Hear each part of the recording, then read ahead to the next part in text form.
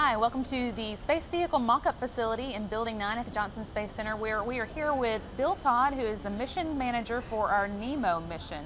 Bill, why don't you tell us what NEEMO is? I know it's an acronym, but it's long. Yeah, it is. It's an embedded acronym, actually.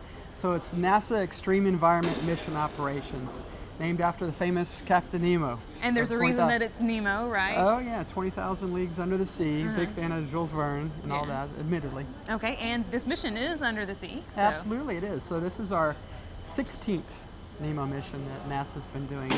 So we just started training this week for the mission, and the mission is in June of this year, in about 6 weeks from now. Okay, and so y'all will go, obviously we're not underwater now, but y'all will go down to Florida, and the astronauts that are involved, we've got a crew of 4 actually, we're going to go down below the sea and do what? Well, we have a crew of 4, like you said, 4 from NASA, 3 are astronauts, and 1 other researcher with NASA. And we have 2 people that are members of the National Undersea Research Center, professionals. So we have 6 people on the crew. And in our mission in June, we're going to focus on an underwater mission that simulates what it's like to travel to work and operate on an asteroid.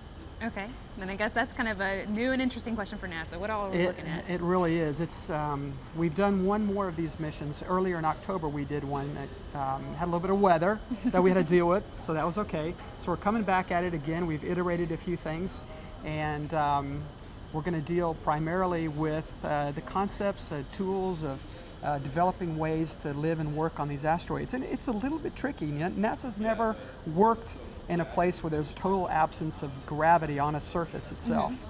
So it's challenging. Yeah, lots of new things for us to work on. Oh yeah, lots of new tools. So what are we doing here this week?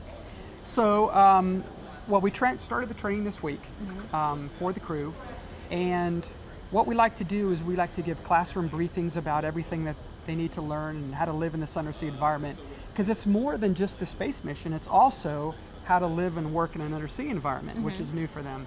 So and there's a lot of procedures that you have to follow to be safe there.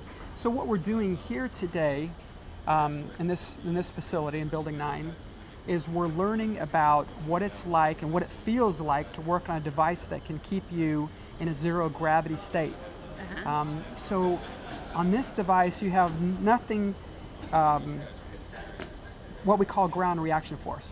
Okay? So you don't feel your feet on the surface because it's a loss of gravity, total absence of gravity. So what we're doing here that you can see, and you can see the crew member there, Steve Squires, is that he's learning what it feels like to have absence of gravity and what the tools feel like to work with on the surface of an asteroid. And I guess that's one of the reasons you're going to do this underwater as well, as the absence of gravity? Right, that's the primary reason that underwater is so good, because we can weigh the crew out exactly to zero gravity. So when they leave the habitat, they're living in a habitat, an undersea habitat, so they're getting the feel of the dynamic of what it's like to live in this extreme environment. They're living there, working there, and then when it's time to do an extravehicular activity, our EVA, or spacewalk, sometimes it gets confusing because it's really a sea walk, but when they go out the door and they go into the ocean, they're doing these EVAs in this zero gravity environment and duplicating the types of tasks that we'll have to do on an asteroid. Okay, and I guess you have to train for that just like you do for a regular space station mission, so that's what this week is about. Absolutely, that's what it's all about, to try to understand the techniques for them, but it's also a chance for our engineers and our scientists to try to figure out what tools are appropriate and how we would do the operational techniques. We're not going to answer what an anchor would look like here. That's not the point. We're early in the game of trying to figure this out, but we're trying to figure out what concepts make sense. So we're almost kind of practicing for the practicing here. So fair enough. Yeah. Okay. All right. Well, I know that we are going to hopefully talk with you a few more times during the actual mission. So we'll get updates on how that actually turns out. It's going to be June 11th through 22nd.